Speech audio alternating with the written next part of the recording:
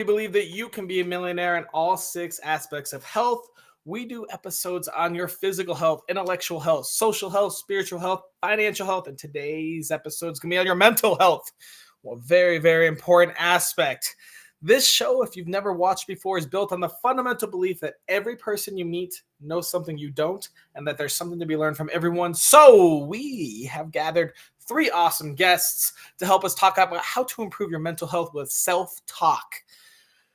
In the spirit of authenticity and to remove any sort of bias from me and my profiles and my beliefs, I don't even know who these guests are till about 15 to 30 minutes before the show when we meet to go over how the show is going to work.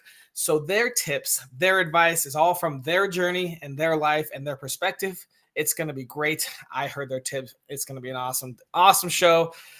Audience, please don't be shy. Comment, ask questions. We will ask them live on air. If you have any questions for any of our guests, and something new we're doing is our follower shout out. So audience members, we love you. On Facebook, shout out to Kenzel KB Pearson. On Instagram, shout out to Yeliana Theophilatos. And on YouTube, Davidson Hang. Thank you all for following us. We love it. It helps us grow and keep doing these shows. We love sharing information and love getting all these awesome guests together.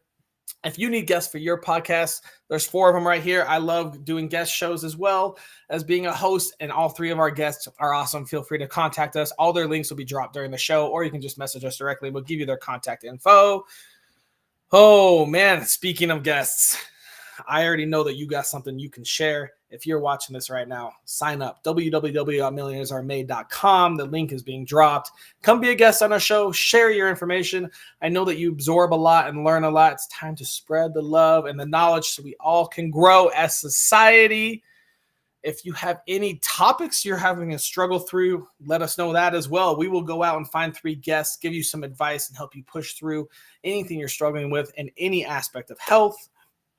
If you like what we do, please share, comment, subscribe, do all that fun stuff that everyone asks for. It definitely helps a lot and helps us grow our message and share our love of giving knowledge away for free. Speaking of free knowledge, if you love this, I do offer free coaching. So if you want any sort of life growth type coaching, check me out. www.millionairesaremade.com is a great place to start. And you can see, sign up there for a free coaching offer. And of course, the most awesome part, we do have sponsors to keep this show going. And these are the 4 sponsors right now. We have Lioness Proof Coaching. In a time when mediocrity is running rampant, Lioness Proof Coaching is here to help women up-level their health and unlock their inner lioness to have more energy, vitality, and longevity. By looking at what is holding us back, especially alcohol, we can eliminate distractions and focus on what matters most in life, and laziness and excuses will be a thing of the past. Go check them out. Their link's being dropped. Next up is Elm Law Office. The team at Elm Law is dedicated to delivering the highest quality legal representation in Colorado. They are the #1 law firm and attorney for family law and immigration law. Their mission to be a champion for their clients, providing exceptional service and navigating the many legal challenges with expertise and compassion. Check them out. Link being dropped. We also have Healing Vocals Artist Management by Dr. Mary Anderson. Healing Vocals Artist Management fuses medicine and music to create global impact. They heal bodies and uplift souls through medical missions and artist support. Super awesome company there. Mary Anderson's great. And we've got Benjamin Terrell, thinking about your health. Ben offers nationwide PPO health insurance, which you would be so surprised at how often you actually need that and how affordable it is. With the freedom to choose any doctor you want, it's ideal for healthy individuals and businesses. Cost-effective, tax-deductible plans provide top-tier coverage while saving you money. Check out that link below. And now I'm done with all of that fun stuff. Let's start talking about mental health and self-talk. Woo! Our first guest today is going to be Rachel. Hey, Rachel, who are you? Hi, I'm Rachel D. Greenwell. I am known by my community as the Soulful Self-Worth CEO. I'm Self-worth CEO. All right, that's a title. That's a title. It's a hell of a title. I'm a quantum queen coach. I'm also a mom and a wife, and those are my favorite titles. But I'm really super proud that I get to call myself the author of How to Wear a Crown, a practical guide to knowing your worth, and that I get to say I'm the creator of the full pro coaching program that goes along with this book. And there's tons of other products that go with this brand as well. Wow. All right, let's hear some more, Rachel. If I wanted to improve my mental health with self-talk, what tiny tip would you give me? If you want to improve your mental health with self-talk, you need to use the first rule of my book, which is to speak to yourself like royalty. Your Highness, Your Highness. Tell me why. So speak to yourself like royalty became the first rule. There is 3 more rules that you'll have to jump in there to figure out. But the first rule is to speak to yourself like royalty because we are often our own worst critic. And the way that we speak to ourselves in our minds will either make or break your mental health journey. We can speak ourselves down into the deep, dark pits of hell, or we can speak ourselves into the life of our dreams. And it all starts right here. The way that we speak to ourselves affects the way that we feel about ourselves. It affects the things that we believe about ourselves, which affects our identity and what we know to be true about who we are. Once you start affecting your identity, then that's going to determine what kind of behaviors you have in your life. Your behaviors are going to be determined what actions you take, which is going to eventually determine who you become, what you do, and what your future looks like. So for mental health, self-talk, do you agree that that's the first step to good mental health? I really do. I truly do. It was the first step for me, was getting control over my brain and learning to stop saying all of these negative things that I was saying about myself. Most of them I was completely unaware of. We do this on such a subconscious level that we have to become aware of what our self-talk is, first of all, because it can be so deeply ingrained from childhood. We acquire these different beliefs and these ideas that we have about ourselves, which is going to determine what we're saying about ourselves in our mind.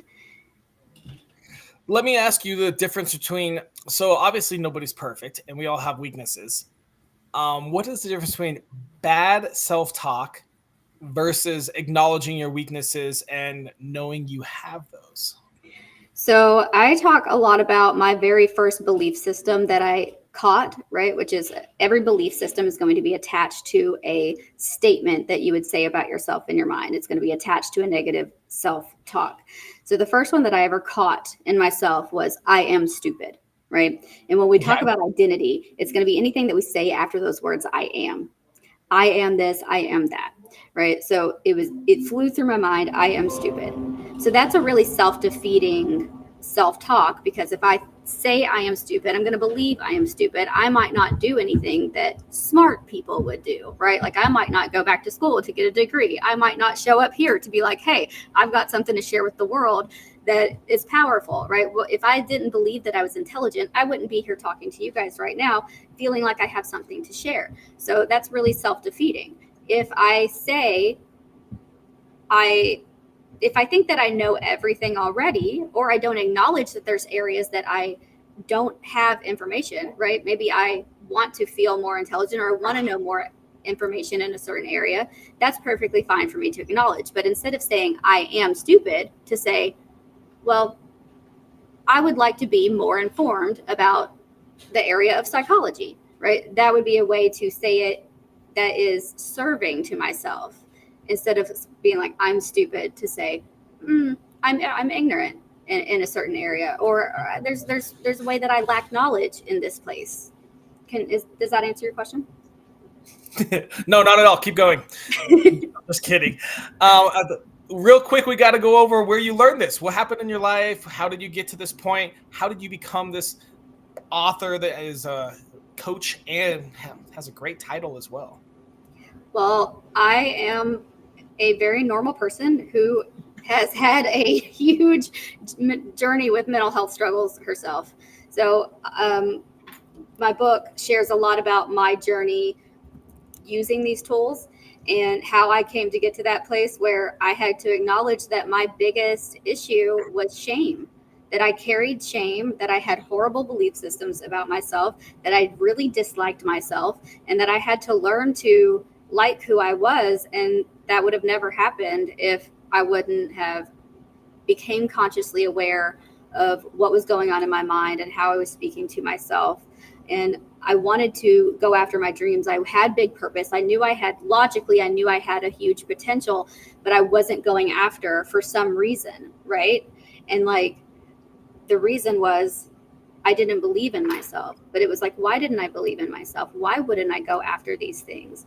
And it was because I was talking myself into the grave, right? I was talking myself out of it. And once I became aware that I was doing that, then I was able to change it. And it was really a divinely inspired thing.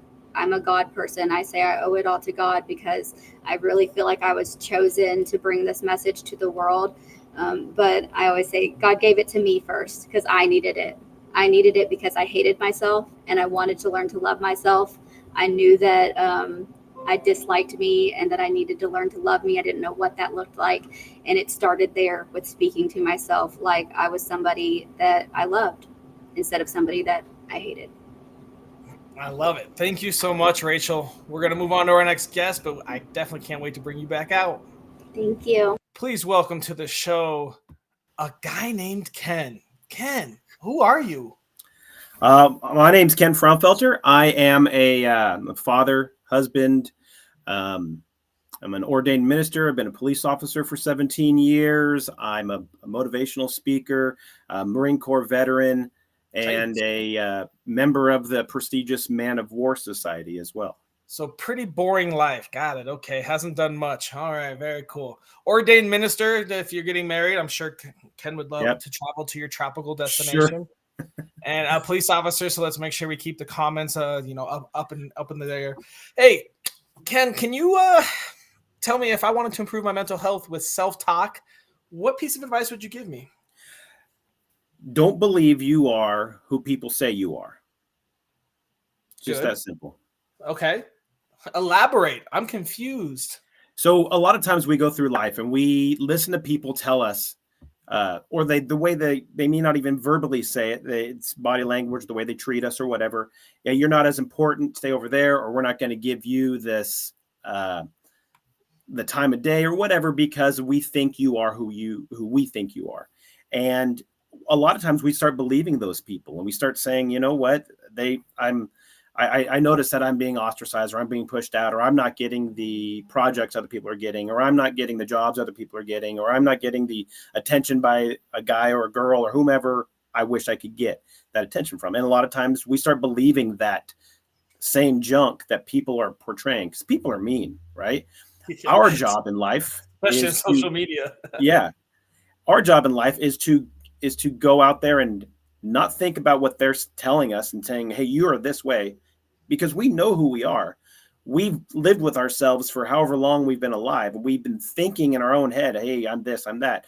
And you have to stop believing these things that people tell you that you are.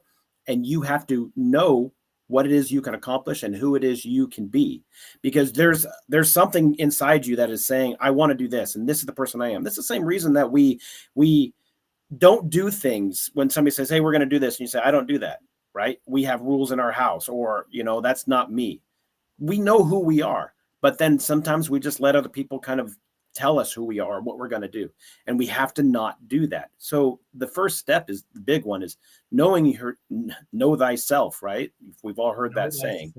So you have to know who you are, but you have to be very honest with yourself and put your ego aside. And sometimes it's ugly and you don't like it. And you're like, oh, then that's when you get to change. That's the person you get to change. That is super true. You are never, Rachel even said herself, you might hate yourself in the past, but you can learn and grow and change to who you want to be today. That's awesome. That's super powerful.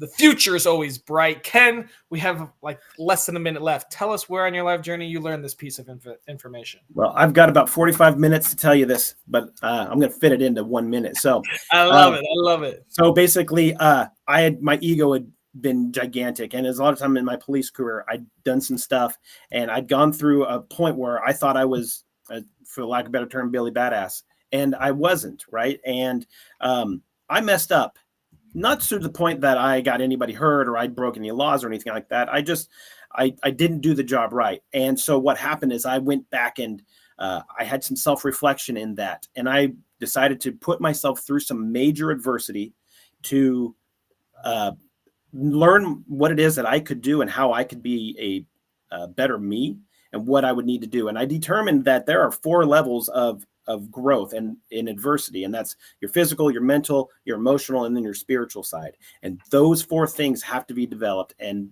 I spent some time working on those things. And if you don't develop those 4 pillars, you will be missing something in your growth. Sounds like you're missing 2 more aspects that we have. No, I'm just kidding. I'm just kidding. All right, Ken, thank you so much. We're going to move on, and we'll bring Meredith out here in just a sec. Hey, Meredith. Hello. Woohoo! It's great to be here. What great tips so far, right? Whoa, I love it. Tell us who you are, Meredith. So I'm Meredith Alexander. I like to say that I am in the business of helping professionals, high achieving professionals and their teams come even more alive. So that translates to being a motivational speaker, a trainer, a coach, a caregiver, a dachshund lover, and most of the time vegan. So, and of course, you probably can't see it, but an extreme lover of epic chickens that happen to be rubber and sometimes golden, but we don't have time for that. That's a little bit attached to we're gonna make some time. You're talking about real chickens or like collectible chickens? I am talking about the epi chickens, right? These are the mascot of my world because we arrive sometimes chicken, right? When we're high achievers, we feel like, oh my gosh, I should be able to figure this out. I've tried everything. I'm smart. Why am I looking back feeling like I've never lived? But then when you combine epic, in other words, empowerment, purpose, innovation, and collaboration, you get an epic chicken, and that's something to squawk about. Ta-dum, right? All right. Jesus. All right. Well, if I wanted to improve my mental health with self-talk, what tiny piece of advice would you give me? So I want to actually build upon something that both Rachel and Ken have said and actually give you now a little step of how to make this happen. And by the way, yes, I do sell these little glasses here as part of my brand.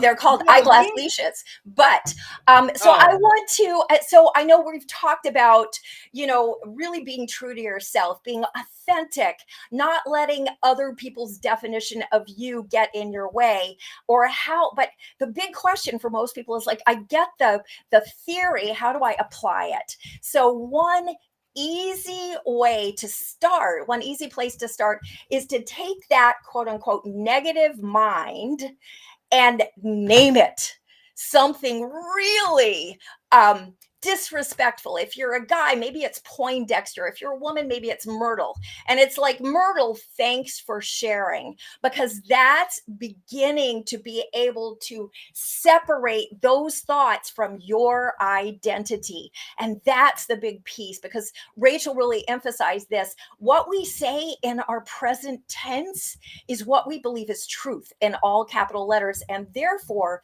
that becomes the programming code.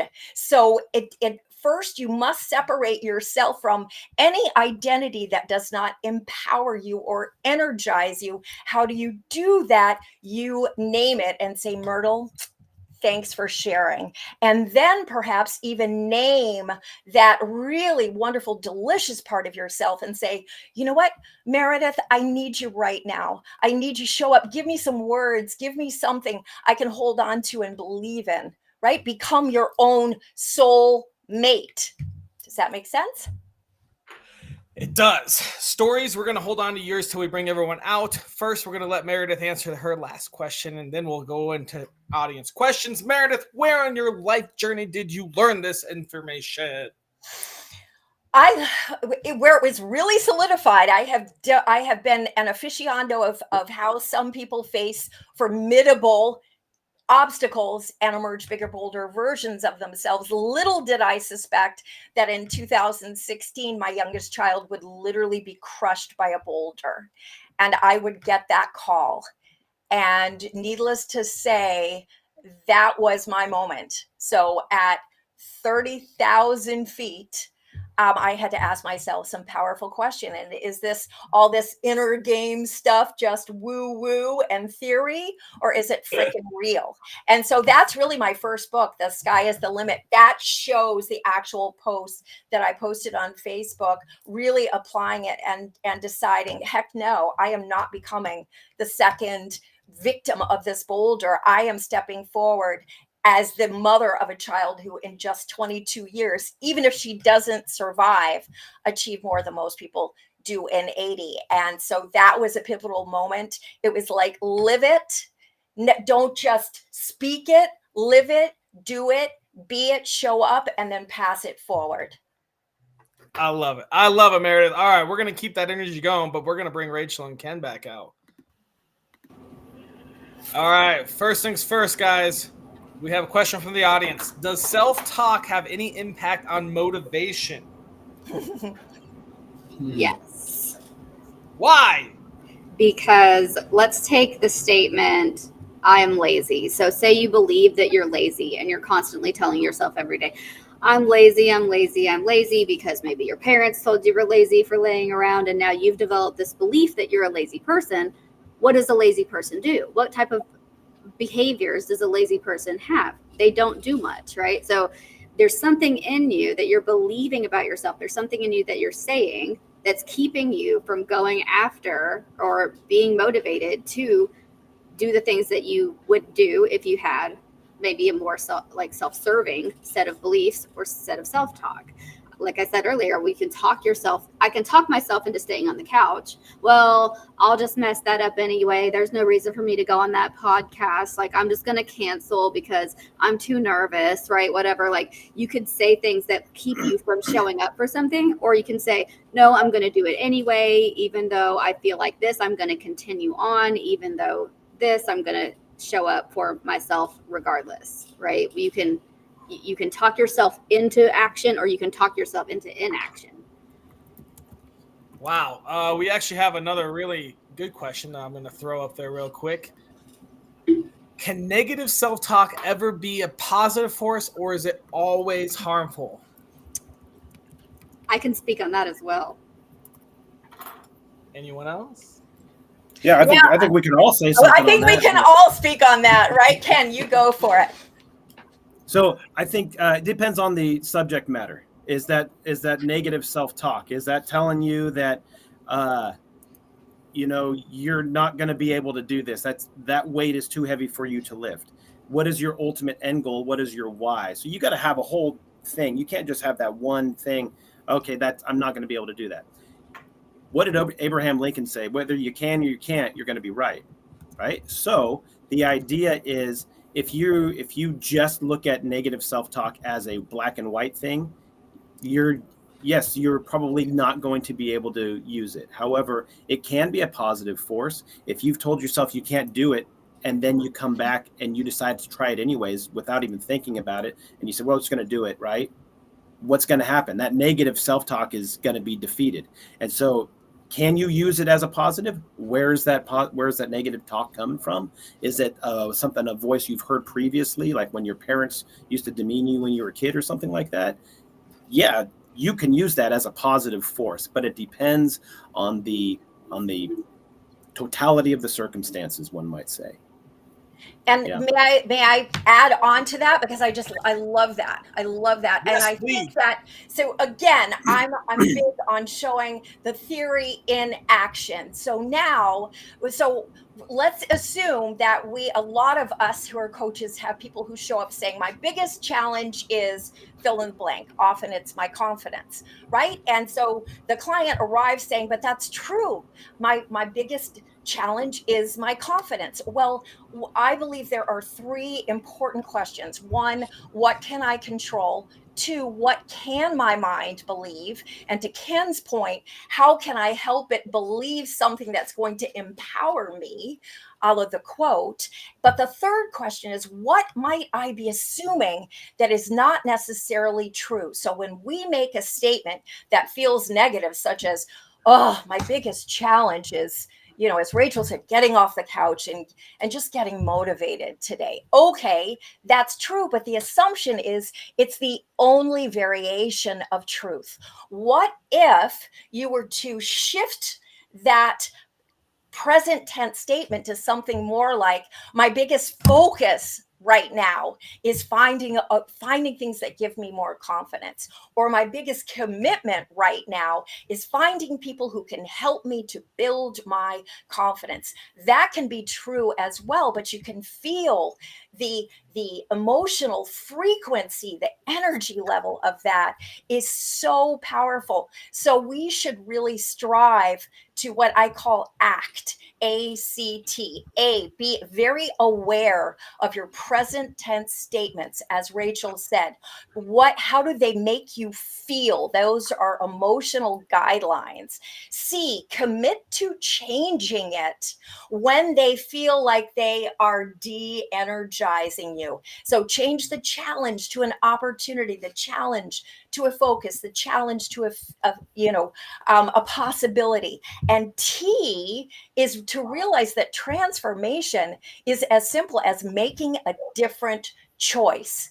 That is the only thing that you control. You cannot control your circumstances, but you definitely control how you respond to them and what you make them mean in your life story. Right. I would say if you say I have to go to work today, change that to I get to go to work today. Yes. Something along those lines. Yes. May So I that's- speak to it as well? Yeah, go ahead. Go ahead. Okay. So I like to call shame a dirty fuel. So a lot of times we will use shame to propel ourselves forward, such as like, ooh, I'm so fat and gross, I need to go to the gym, right? That might motivate you and get you to the gym, but it's not a sustainable energy. Like the energy of worth or positive self-talk will propel you and keep you consistent throughout your change, right? It might get you there, but then the shame is also going to get you back to the stagnation or the original place that you were at. So I think when I heard that question, that's what came to my mind, because a lot of times we can shame our way into a better place for a while, but it's not going to be sustainable. So that's why I would really encourage people to utilize more of those positive, like our other guests were talking about, switching it to something that's positive, finding that more positive thing to hang on to. But we can use it as a quick push, but it's not going to last. And do you go over how to make sure that helps in your book? Definitely. Yes. All the things you need. Negative, positive. Oh man. Oh guys, we're running out of time. We have to do our daily challenge now. It's got to be something that takes less than 5 minutes, costs $0, and anyone in the world can do it, from Zimbabwe to Mozambique, which are actually pretty close together, but go all the way around the world. Any thoughts? I'll launch in. So what I would do is I would challenge you who are watching this to simply start your day every day for the next 30 days, spending 2 minutes looking in the mirror, making eye contact with yourself and saying, the beauty that I see in you is. It's reminiscent. If any of you have seen the movie The Last Holiday with Queen Latifah, it's much harder than it sounds for most people when you start, especially for 2 minutes. But to really say, thank you, Mike. I love that you challenge accepted. The beauty I see in you is. So that would be equivalent to saying, you know, Meredith, the beauty that I see in you is that you are resilient, that you have had boulders fall into your life and you have emerged victorious. The beauty that I see in you is that you don't always feel like you need to be perfect. The beauty that I see in you is that you are giving forward. The beauty that I see in you is that you love rubber chickens. So do I. I mean, whatever it is, challenge yourself to start out your day with you owning your focus and the presence. Make the focus be the presence of what you want, not the lack of the presence of what you want. So that would be my tip. The beauty I see in you is. Rachel, thoughts? Yes.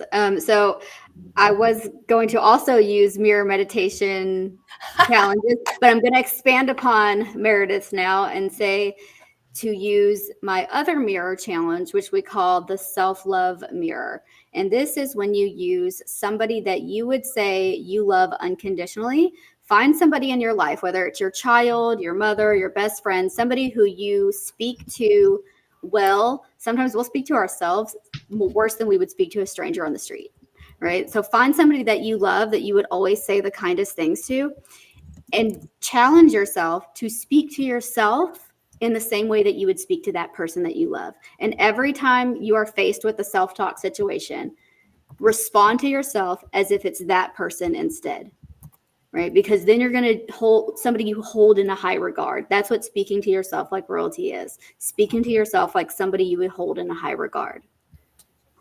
Okay.